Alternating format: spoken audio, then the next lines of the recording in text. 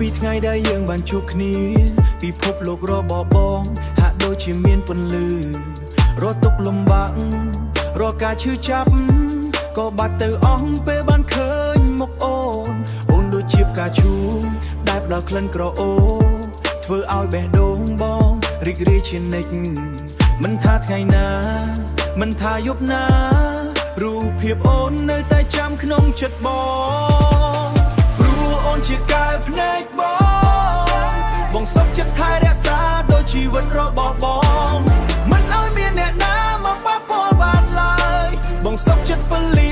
ដើម្បីសុខរបស់អូនជាកែវភ្នែកប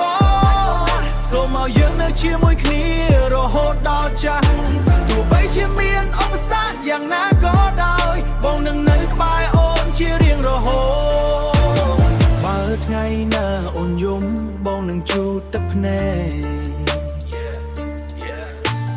បើថ្ងៃណាអូនឈឺបងនឹងថែអូនក្តីស្រឡាញ់បងមានតែចំពោះអូនសូមកុំសង្ស័យក្នុងចិត្តរបស់បងជាកែវភ្នែកបងសុខចិត្តថែរក្សាដូចជីវិតរបស់បងមិនឲ្យមានអ្នកណាមកប៉ះពាល់បានឡើយបងសុខចិត្តពលីដើម្បីសុខរបស់អូនជាកែវភ្នែកបងសូមឲ្យយើងនៅជាមួយគ្នារហូតដល់ចាស់ទោះបីជាមានឧបសគ្គយ៉ាងណាក៏ដោយបងនឹងនៅក្បែរអូនជារៀងរហូត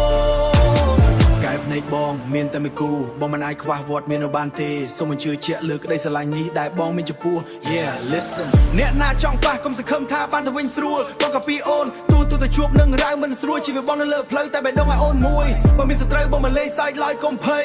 អូនគឺជាម្ចាស់ចិត្តបងស្បត់មុខមេឃបងស្បត់ផ្ទៃមេឃការពារអូនជានិច្ចទូទៅហត់នៅបណ្ណាព្រោះអូនជាកែវភ្នែកប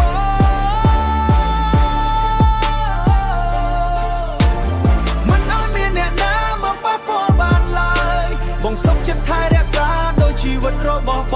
ងមិនឲ្យមានអ្នកណាមកប៉ះពាល់បានឡើយបងសុខចិត្តពលីដើម្បីសុខរបស់អូ